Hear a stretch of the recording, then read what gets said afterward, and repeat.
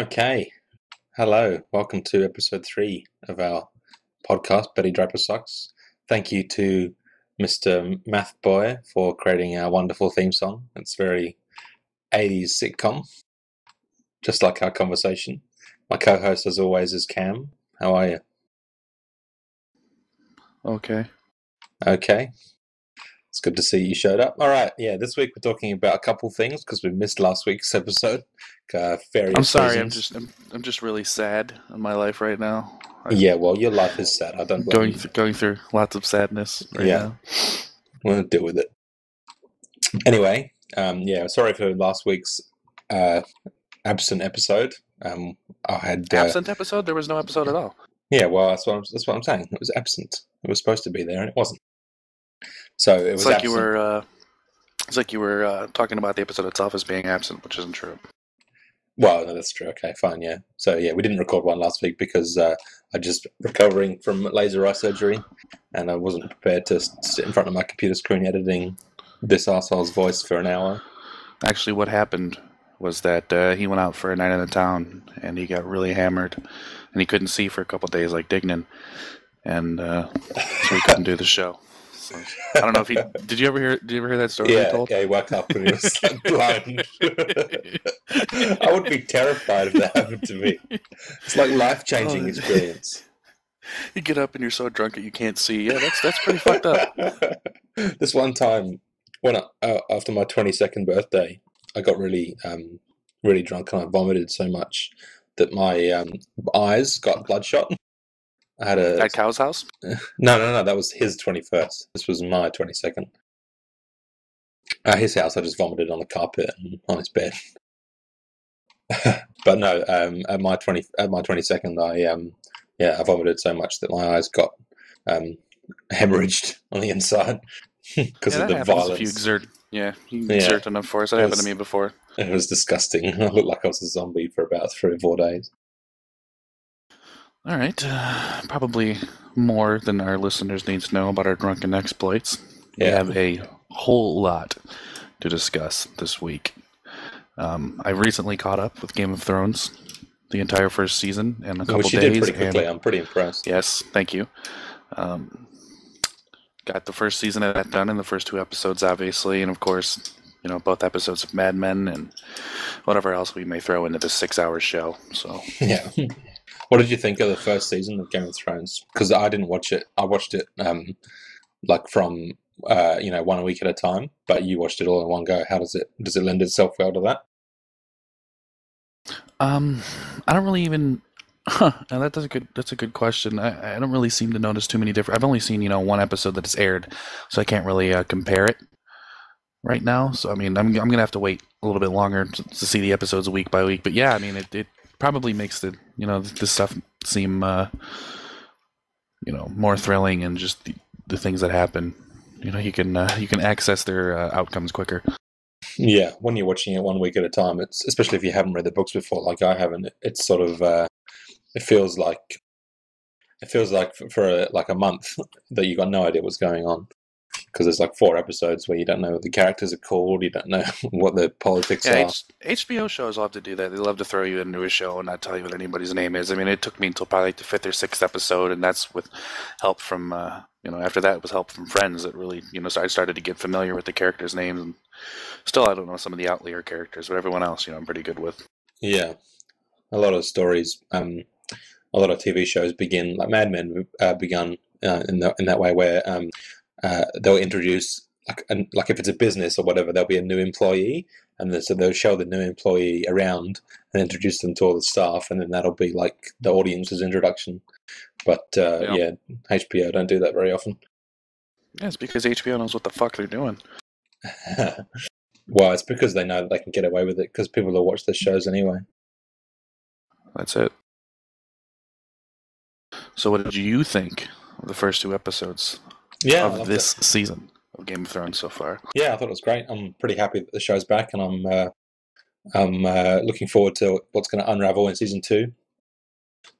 My favourite part of the show is the way that the show represents power. It deals with power in a way that other shows don't deal with as well.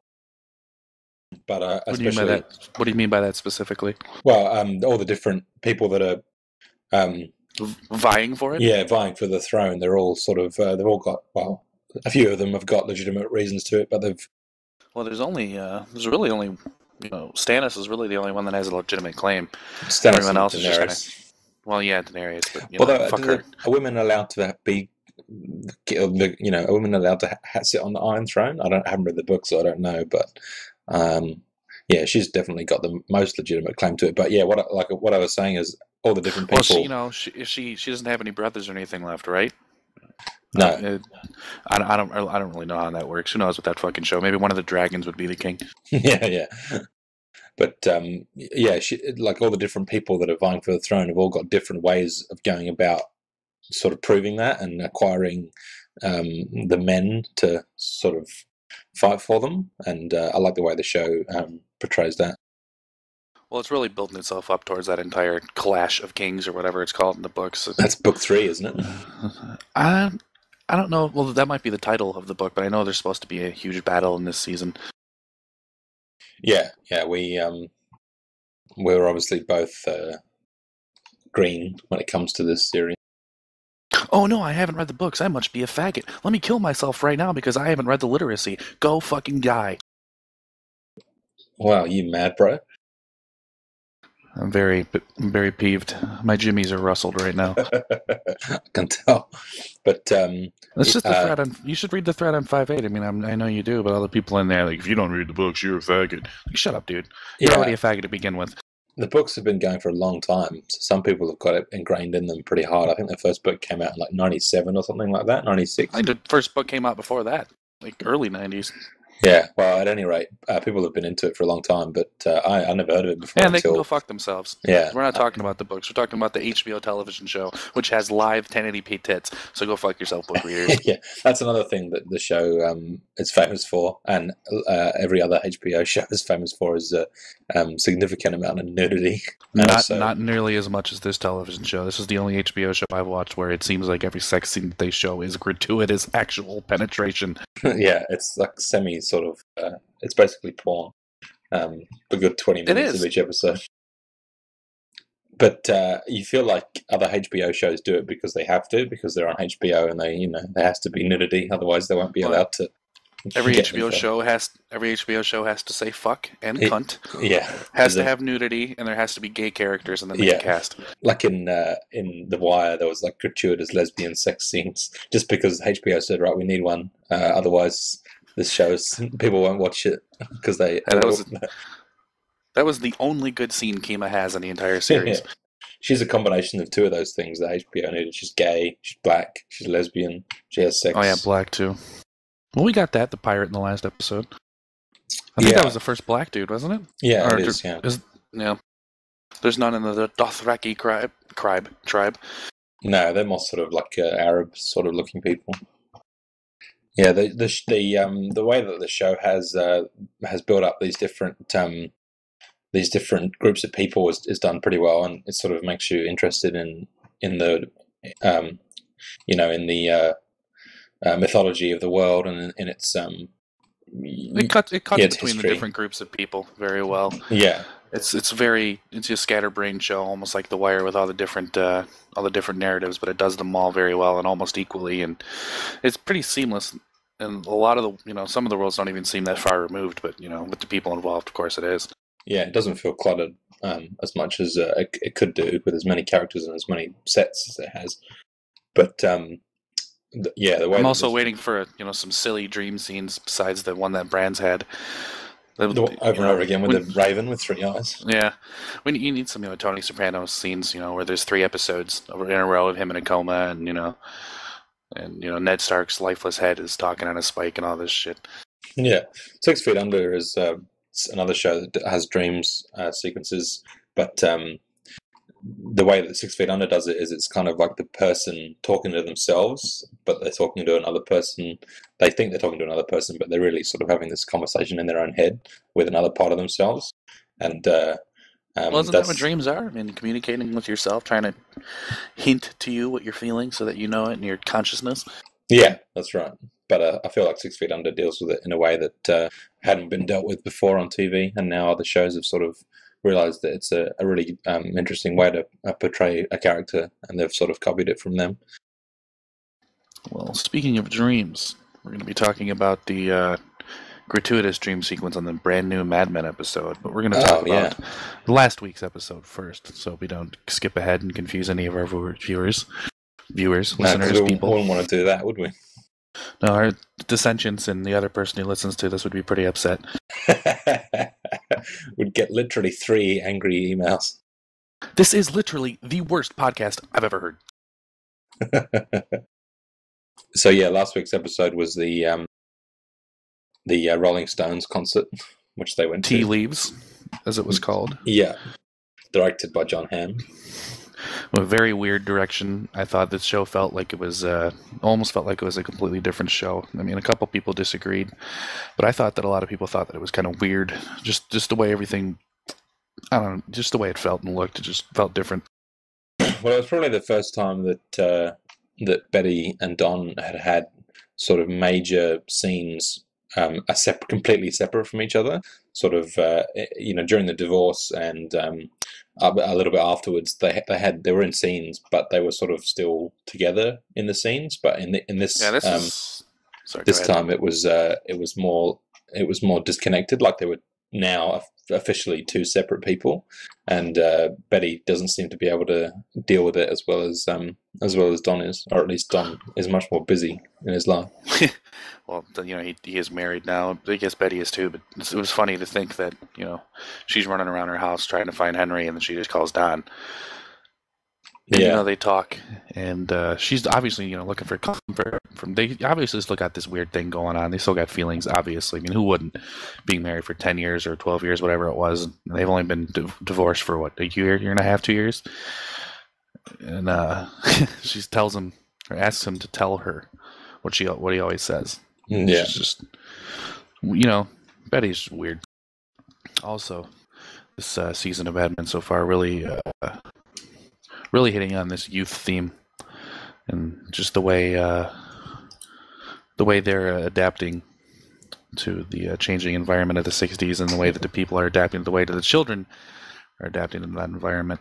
Yeah, people are starting. It seems like it's going to be, it seems like to be a pretty big theme so far with Sally, etc. Sally's growing up, and the world is sort of shifting to a more youth-oriented world. Everyone wants to market all of their products to the youth market now, whereas in the past the advertisers have had to haven't had to worry about that, and now they're sort of hiring new, and the old people like Roger and Cooper are becoming more and more obsolete as time goes by.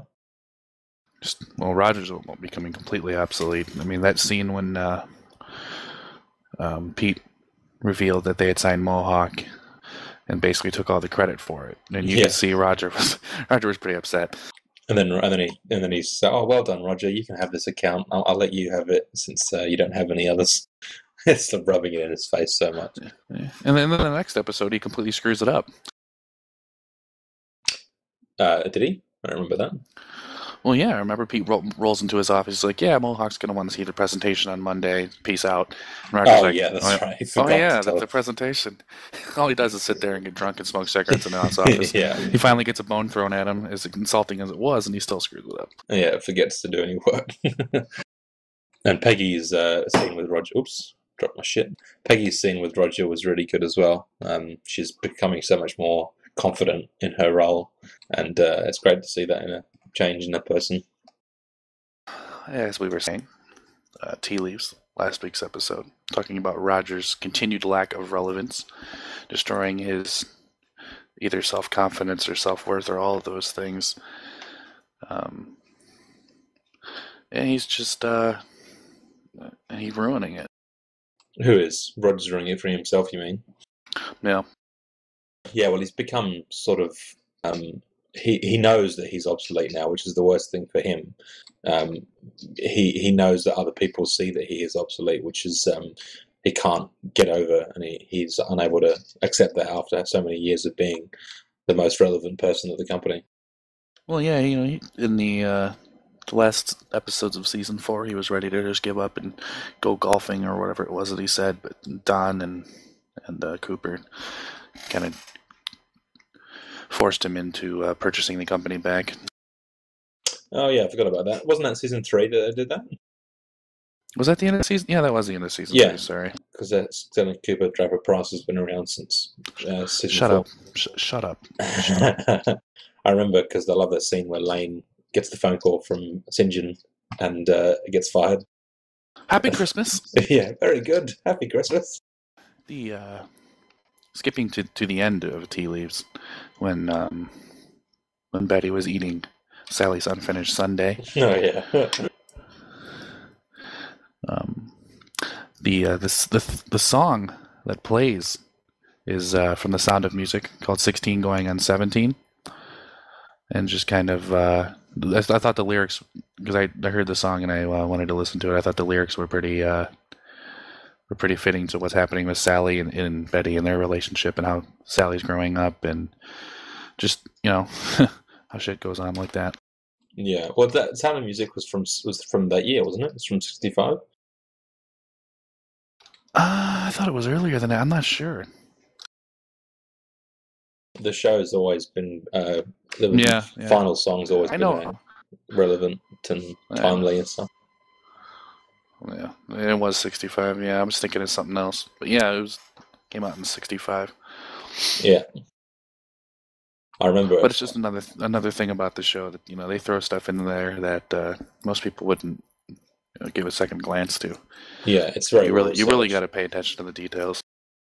Another thing that is relevant is also the new employee, Dawn, the African American employee. Yeah, Dawn is. They had a little bit of fun with the Dawn and Don shit. Yeah, the night is darkest just before the dawn. Love that line. Who said that? Roger. He's talking about. He's talking to Peggy, and he says, "Why don't you just check it with the night is darkest just before the dawn over there?" Oh yeah. Did you notice how when Harry was basically asking Don out to dinner before they went to the Rolling Stones concert, that Harry said he knew a very good Italian restaurant? Yeah, Italian. Sounds like my grandpa. So Italian. What a cunt that Harry is. What a cunt. What an idiot. What a bumbling idiot that guy has turned out to be, huh? He's so good. I love him so much. It probably reminds me of you. Oaf. Yeah. Fuck you. I don't know that he's lovable. I don't know that he's lovable at all. Don's pretty dismissive. That's because he's a beta, and Don can't deal with betas. He's pretty beta. He's pretty going home jerking off to Megan every night. Yeah, but do you think Megan told Don about what he said? Probably. No, I don't think so. Well, I don't know. The way their relationship seems different. Betty wouldn't have told him, but I don't know. Yeah, Betty would have taken it as a compliment and just probably. sort of relished in it, like with that little pervert from the neighborhood. Yeah, she would have taken him to a bar and had sex with him in the manager's office, giving him a lock of hair. Ugh, Glenn, that kid had the most fucked up teeth that you could ever have. Yeah, he was pretty fucked up in general, that kid. I wonder if we'll ever see him again. Probably not. I don't know. He turned 16 soon, then he can drive. He was probably the serial killer that killed all those nurses. No, they wouldn't have done that. No, that was a real event that actually happened. I know it was. I don't ever remember hearing about it, but I read about it afterwards, and it did actually happen, like a lot of the things that the show talks about. That's because your knowledge of American history is flawed at best. And my knowledge of American history is awesome. You glean any knowledge you have from popular media. But I look into it more afterwards. I know a lot more than you'd probably give me credit for. I won't give you credit for a lot, and I really don't care how much you know. I'm just going to make everyone think that you don't know a lot. You can sit there and try to plead with everyone that you know a lot, but you're pretty mad right now. Your jimmies are pretty rustled. They're not. I'm not at all. I'm confident in my knowledge, and I don't need you to... So you keep doing it. Your jimmies are rustled as fuck right now. They're so rustled. They're not. They're all in order. They're perfectly lined up and completely organized. Your jimmies are in a straight single file line, and Yeah. they are not rustled, and Organized by nor are color they shaken. Yeah. We control the jimmies. We control the rustling. Anyway, obviously a big theme in Tea Leaves was the complete obliteration of Betty's vanity and her, her almost still childlike ignorance about life and death. And now that she's faced death, that was a big theme in the episode. And she's fat now. Although in episode 4, she wasn't as fat as she was in the one before. She's lost a little. Yeah, they showed her a little bit. Yeah, not too much. But and it's still, she may get it back, but it's still, showed that she has to deal with that kind of stuff now. She's getting old too. It's hanging over. Yeah. She's got the old age thing hanging over her head now. She's her youth was the only thing that was keeping her going for a long time, and now it's fading.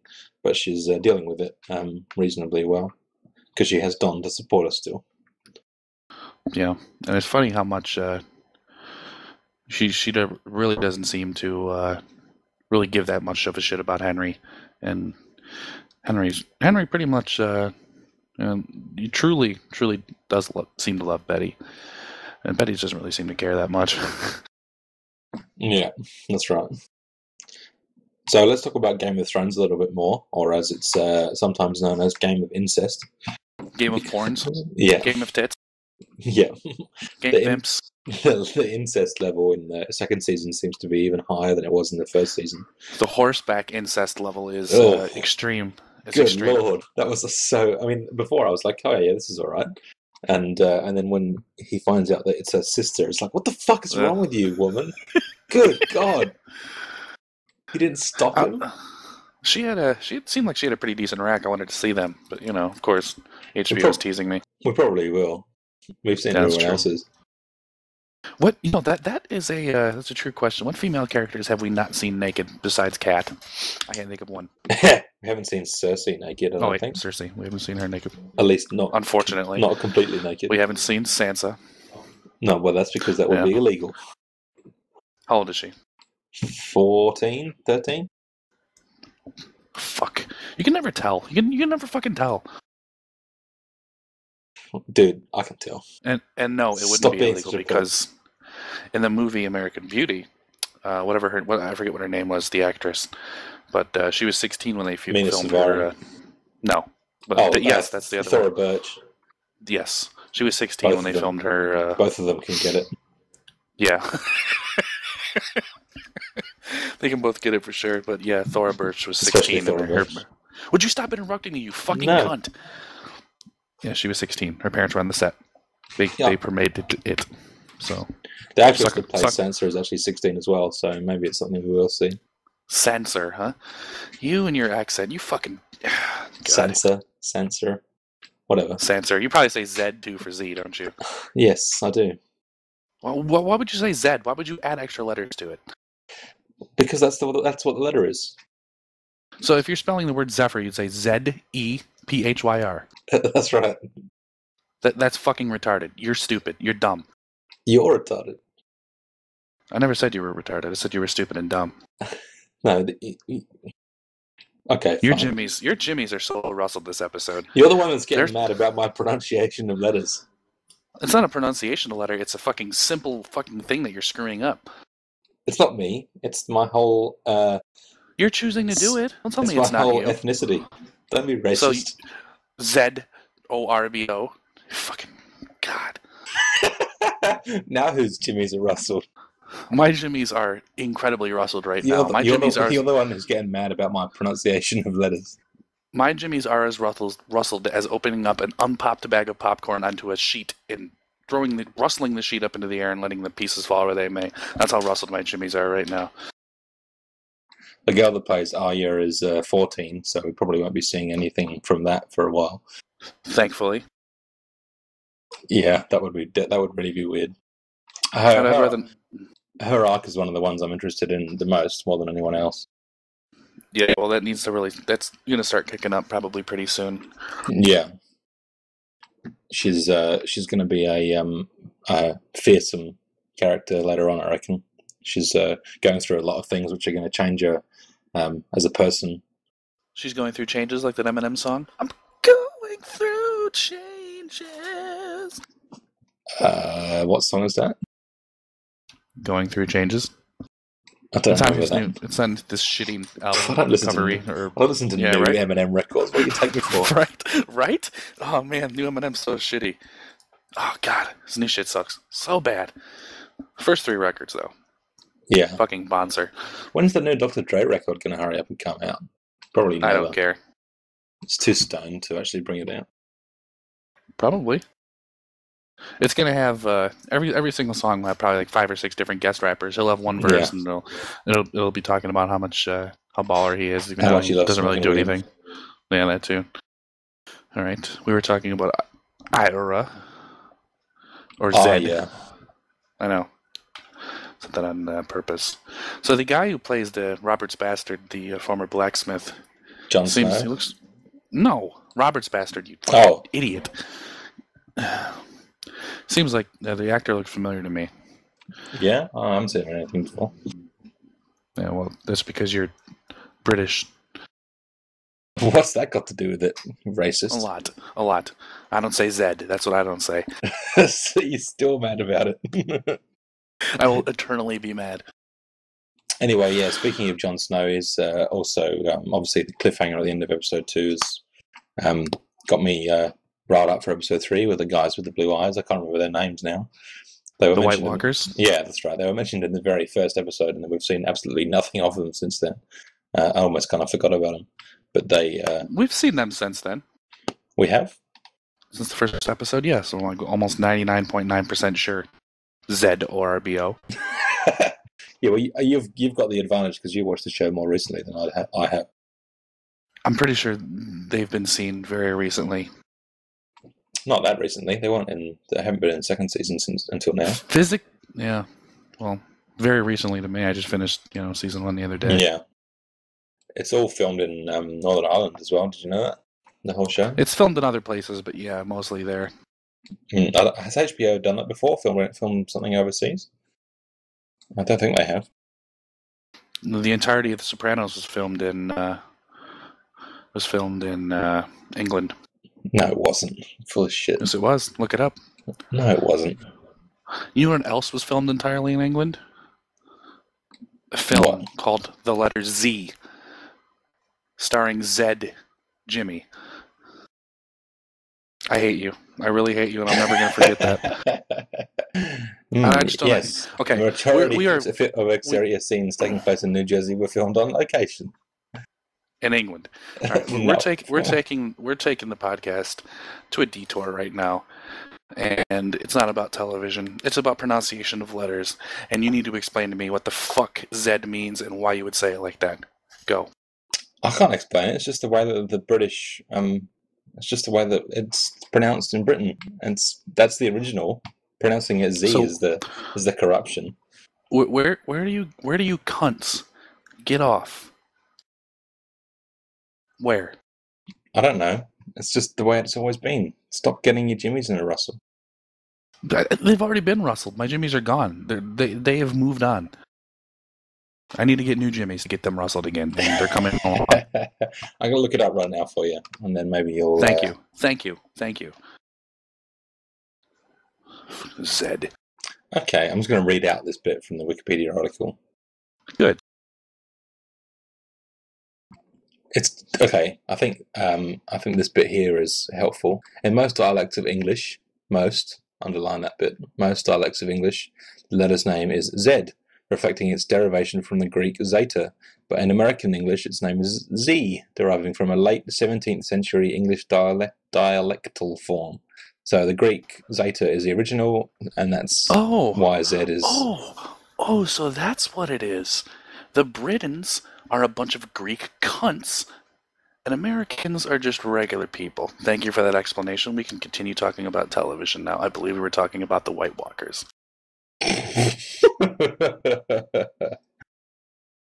I've just regained some new jimmies, and they are not rustled.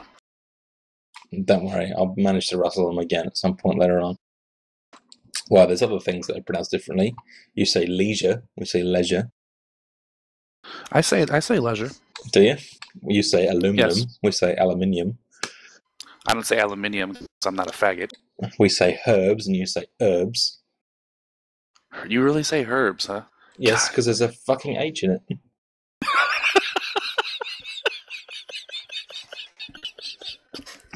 Who would think to not pronounce every single letter in a word? Don't make me stab you with my knife. There it is. Anyway, yes. You know what? I put some Television. butter on my toast today. It was pretty good. You know, I drank some milk also along with my toast, and after that I had some cereal, and I put some more butter on that cereal, and I enjoyed it. And I also ate that cereal out of a bowl. No wonder you're so A fat. bowel. Eating so much for breakfast. That really Boom! No response. That really hurt. My jimmies are crying right now. I think this is probably the most usage of the word jimmies we've ever had on an episode. We should change our profile picture to the gorilla. Apropos of nothing, my notepad text title of my notes for the episodes of Mad Men is called Jimmy, Jimmy, Jimmy. Really? Mine's just called notes.txt. You called it notes.txt, so it's notes.txt.txt. No, that's just what the file name is. Well, mine's called Jimmy, Jimmy, Jimmy.txt. I didn't need to say the file name because I figured it was assumed. Well, maybe I should convert it into Microsoft Office format and export it to PowerPoint, and then burn it onto a disk so it can be Jimmy, Jimmy, Jimmy.iso, and then torrent it. Let's get into file name discussion. Okay. Can we not? What were we talking about? The White Walkers, Game of Thrones, Jon Snow, him running into one of those ghastly people, and his fate. The Wildlings. Which is up in the air. Which is a movie with George Clooney. It is a movie, and there's some gratuitous side boob in that movie. I haven't seen it, but maybe I should have his side boob. George Clooney dies at the end. Yeah, that's a shame. Yeah, he was on a plane and he was telling the pilot the alphabet because he was drunk, and he said if they couldn't tell him the alphabet that he would die. And so he gets to the very last letter and it says Z. And he says, "That's not a letter," and he kicks him out the airplane, and at the end of the movie. Well, if only he wasn't so upset, the whole plane wouldn't have crashed. The plane didn't crash. They kicked him out of it because he couldn't explain. He tried telling them that he was a cunt, but they didn't believe him because he's George Clooney. So, Does George Clooney, isn't he not normally trustworthy? He normally is, but, they didn't believe that he would lie to them, so they killed him. Wow, that sounds like a really sad ending for such an upbeat movie. It's not an upbeat movie at all. It's about flying, it's about, what's the deal with airline food? Surely it's upbeat. Actually, the movie's rated Z for good, and in Britain it's rated Z for shitty. Anyway, let's talk about the latest episode of Mad Men, entitled Mystery Date, which is an allusion to the brutal murders in Chicago in 1966. And also the advert that she watched on TV. Yeah, obviously. Thank you for that. Thanks You're for welcome. taking away. Thanks for taking away the meat of my introduction to the episode. That's okay, no you are a spectacular co-host. You cunt. Anyway, I thought the episode was tense throughout. There was a lot of scenes that had to do with some scenes were scenes that I wasn't expecting to see in Mad Men, and then they turned out to be either a dream or just like a big disappointment, like when Sally comes downstairs, or when Peggy finds Dawn in the office, or Dawn's dream where he murders Andrea. Yeah. Well, I was just going to say it was tense because it was laid out like it was a horror movie, because you've got characters, matriculating slowly through hallways and, and going into points unknown. Maybe they might find a monster or somebody named Zed. And, although with all of those things happening, I think to me the scariest part of the episode is when Joan wakes up and decides to end it with her rapist husband, whose name escapes me right now. Probably starts Gregory. with a Z. Yeah, his name's Zed Greg. Yeah, I'm so glad that she got rid of him. Joan's so much better off without him. Yeah, I agree with that she's better off without him, but I don't know if it's very Mad Men-esque for them to just, okay, see ya. And Greg, I don't think that's completely over yet. If it is, that's, No, pretty it's lazy. probably not over yet, but I'm glad that it's begun to end, at least. Anyway, you were talking about Don's dream sequence. I liked it overall. I thought that it was kind of goofy, a little bit on the nose, with his whole desire. He's scared of his desire to cheat, and his whole womanizing It shows personality. that he's evolving as a person, though. Before he was given two Zeds to the idea. Well, I think he always he felt guilty about it before. But, obviously it didn't seem to bother him that much. But when he chokes that bitch out and throws her into the bed, he's symbolically killing his desire to cheat, or whatever you want to call it, and shoves it under the bed, just to be done with it, hide it out of the way. It's also a good callback to the nurse being found under the bed. And the Cinderella thing with the single shoe underneath the bed, and the whole Cinderella sequence with Ginsburg, which was kind of didn't seem real. No, that was really weird. I can't believe that he actually didn't fire him for doing that. Well, I'm not talking about the fact that the character did it in the show. It just didn't feel like something that would have happened. I mean, maybe we'll come to find out that Ginsburg had rehearsed his little diatribe there, but it didn't. It seemed like he was performing in a television show there. It didn't seem like the character was actually saying something that he might think saying, but who knows? We've only seen this guy in like 8 scenes. And we're going to have to see more from Ginsburg to see where his intentions lie and what kind of person he really is. And thankfully, in this episode, we get to see my absolute favorite Mad Men character, Joyce. She had to show up in the episode, which really pissed me off. Who the fuck is Joyce? She is Peggy's completely annoying. Oh, yeah. Completely fucking cunt photographer, and I can't stand looking at her face upon my rewatch. There's something about her that is so annoying to me that I can't even stand it. When I rewatch the show, she's pretentious. It's whatever. Everybody's pretentious on that fucking show, but there's something just different about her. I can't even watch her. I skipped all the scenes that had her in them in my rewatch. Yes. This really offends you that much? Yes. I almost wanted to hold my hand up to the screen so I could block her face out of the scenes.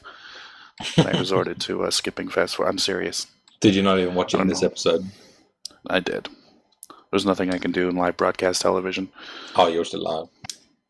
Yes, because I'm not an idiot like you. I live in America, the best country in the world. Wait, sorry. I can't say that seriously. Sorry, government. I love the United States. Any FBI people might be listening. All my allegiances lie directly with the United States. Anyone else is listening to this? I have no allegiances with any other country. I am completely patriotic, and I love the United States. And I support President Barack Obama and his successor or his second term. Wow. It's good to see that you've got balls with your opinions and you stick to them. Let's not talk about that, Zed. Whatever. I thought one of the most sloppy and silly and just flat-out dumb lines of the entire series was uttered at that dinner with Greg and Joan and his and her family. Joan, he plays the accordion too. Yes, sir. Thank you. Thank you. I don't remember that crushing scene where everything about Joan and how sad she is was, so flatly put out there. Thanks for reminding me of that, because I didn't know. I've never watched the show before. Well, that's all right. That's what I'm here for. I thought both Christina Hendricks and Elizabeth Moss were very good in this episode. Specifically, Christina Hendricks. She has been very good this season so far. Got a couple of scenes she's stolen. And, of course, her memories are a welcome addition to any cast, especially Mad Men. Wasn't the opening scene with her getting that thing out of the oven? Was that the very first shot of the episode?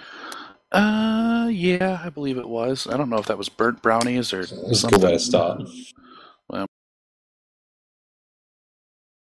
and Peggy, you were talking about earlier, about her running into Dawn and sleeping on the couch, which she seemed very comfortable to be doing. And then she takes her back to her apartment, and she kind of bonds with her. Peggy's drunk. She doesn't really have too many actual friends because she's not even really a real person. What do you mean by that? Well, you know how she is at work. She has to act like she's got an actual pair of balls, and she has to act a different way, and she doesn't feel she doesn't feel that kinship or togetherness with like really anybody. And she tried to relate with Dawn, but obviously she still doesn't trust her because she's black. Yeah, and she thought she was going to steal her $400. I hope that her relationship, her friendship with Dawn, does blossom over the season. It'll be interesting to see Peggy get a real friend. I think it would be interesting, yeah, but I don't know if I can really see that happening. No, it's true. I mean, it wouldn't be realistic for the time, I don't think. And I think the show doesn't want Peggy to be happy. No, the show doesn't want the racism to be anything less than it actually was at the time. I don't think they can under or oversell it. They've already done enough of that. All right, so let's talk about Don's murder scene. I mean, obviously, everybody thought it was, well, not everybody, because I'm sure there's some people out there who thought he was actually killing somebody. But it was pretty shocking to see. I was mouth agape when I was watching it. Even though, it was a dream, and a lot of the things that he did in the dream, a lot of the things he said in the way that it was shot, obviously gave it away that it was a dream, but it was still pretty crazy to see him choke the fuck out of somebody, and it was pretty entertaining. Yeah, I really wanted to see him choke more women than he's choked on the show so far.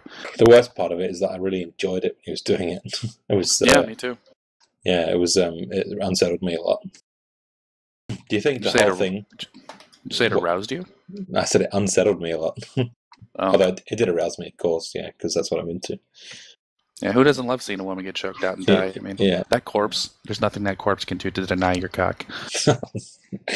Yeah, exactly. But anyway, do you think all of it was a dream or just the actual murder? Like, do you think she actually did come over or what? No, I don't think she ever came over. Obviously, she didn't. The way she shows up at the door and just gives this blasé explanation as to how she got up there, and she's still wearing the exact same thing, and she looks exactly the same. And it was only a few hours afterward. It was 3 days later. No, it wasn't. It was the same day. Anyway, he throws her down the trash. He throws her down the the service elevator, kind of like how you would logically do that in a dream. Just kind of throw her out instead of just throwing her out the front door. And just the way it was, you need to watch it again. The way it was shot, you can tell that it was kind of a goofy way that some of the scenes were shot, kind of giving it away. It was funny in the previews for this episode too. They showed Don in the elevator with Andrea or Alexandra or Jimmy or whatever that woman's name was. And they show, because they had a little bit of an embrace. And then they cut to Megan saying, "You're married to me now," like Don being confused or something. The previews for the next week's episodes they show are intentionally fucking weird. And I think that since they have to do them, that they do them all fucking weird. And they don't care. And they think it's a joke almost. Yeah, I don't get to see them because my copy cuts off as soon as the credits roll. Your copy, eh? Yeah.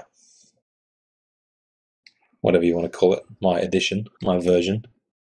But yeah, no, so I don't get to see any of the next time things, which is good because I don't want to watch them anyway. Yeah. I was going to watch it last time and I didn't. I also hate the previously ons as well. I mean, when I watched I watched the first 3 seasons on Blu-ray or on DVD, and so I didn't get them. But when I started watching the 4th season, they were there, and I was like, I don't want to see this. It's ruins what you can expect to see in the next episode. Yeah, and then he used that over-dramatic piano music. Previously on Mad Men. Whoa. Previously on Mad Men, Roger and his grandmother have sex. And there's a gratuitous sex scene with them for 45 minutes. And it's So one of the they most. should get a different guy than does the one for The Walking Dead or Breaking Bad, because Mad Men's got such a completely different vibe to those two shows. Previously on Breaking Bad, really bad writing, stupid acting, dumb directing, stealing Previously on The spoons. Walking Dead, no zombies at all. Previously on AMC, a shitty show. Hi, I'm the president of AMC. We strive to bring you the worst in television besides Mad Men. Our television shows are stupid. The writing is bad. We sell ourselves as an off-brand HBO when we really want you to think that we're better than HBO, but we're not because we suck. Thank you, and continue to watch AMC. Also, we think that we've got the shows with the best cliffhangers in the world, and you can't wait to watch next week's episode.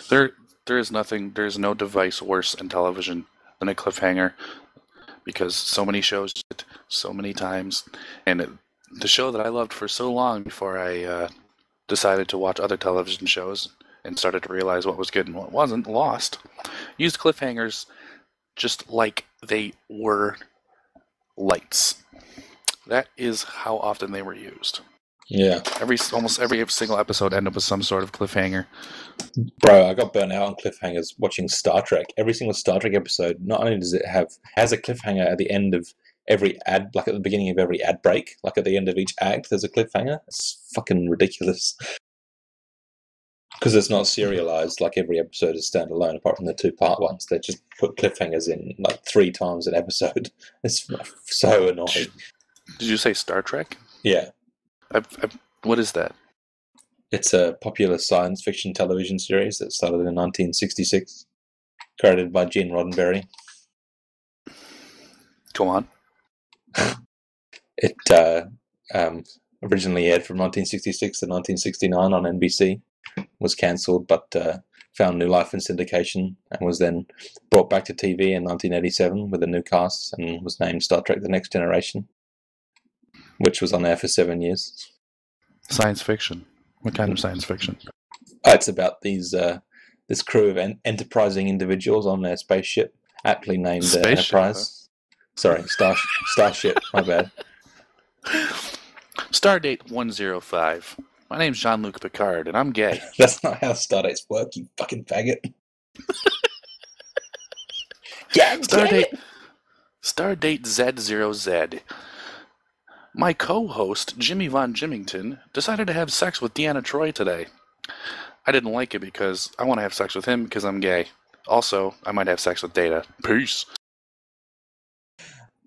They should do a new Star Trek show, though. I reckon it's time. It's been long enough since it was off air. I actually watched a good couple seasons of Voyager before I realized that show was pretty bad. Voyager's so shit. Yeah, I've seen a lot of the syndication episodes of Next Generation, and there's some decent stuff. But, they should do a new sort of DS9 style show, because DS9 Deep Space Nine is pretty baller. It had the best vibe out of any of the Star Trek shows. It really sort of dealt with the Star Trek's always been a show that's tried to be sort of allegorical and represent real life things like racism, homophobia, religious intolerance, and represent them in a sort of abstract environment. And I don't think any of the shows did it better than Deep Space Nine did. You play the games Mass Effect, right? No, I don't play video games. Oh, that's right, you don't play video games unless you can play them at the absolute worst quality, and they have to have multiplayer shooter modes. Anyway, Mass Effect is a game very similar to Star Trek, very allegorical, like you said. Allegorical, sorry. I'm still focused on the word Z. Letter. There's a lot of letter. It's a word, because there's more than one syllable. Z. What, you mean like in W? There's only one syllable in Z. What are you talking about? But W is 2 U's, so don't worry about it, okay? Z has 9 syllables in it, and they all indicate how gay you are. Anyway, Mass Effect is very similar to Star Trek in that way, and they have lots of different races of aliens, and of course humans aren't really well liked by them, and there's a lot of racism, and there's a lot of the themes that humans deal with in Aliens. Mass Effect's kind of gay, but whatever. Anyway, Literally, with the latest installment. you say the Lannisters? Like I said, the latest installment. A Lannister always spays his pets. Do you think that we should talk more about the first season of Game of Thrones? Well, you're the one that watched it most recently, so why don't you start? I'm better at answering questions than starting to talk about this show. You're better at sitting down and shutting up. But yeah, Yep. no, the first season of Game of Thrones was kind of groundbreaking for me, because at the time, it was a while ago, I hadn't seen anything on TV that was that cinematic before. It was really impressive visually, probably one of the most visually stunning shows I've ever seen, especially the first 2 episodes. Some of the shots in that are just really incredible to look at. Yeah, I'm pretty happy I have that in 1080p. It's pretty disappointing with the new episodes. I don't have them in 1080p yet. I guess when the Blu-ray comes out, I get that, and they can rewatch the second season in proper quality. 720p is fine, but it's sure is no 1920 by 1080. Yeah, no, it's a very it's a show that really lends itself well to being in high definition. Speaking of high definition and Zorbo, you didn't even really watch Mad Men in high definition your first run around, did you? No, I'm getting it again What in high definition. Don't worry. What a sad existence that must have been. It was, yeah. It's another show that, especially the colors. Mad Men's colors are just. I know I've talked about the colors in that show before, but they really are pretty incredible.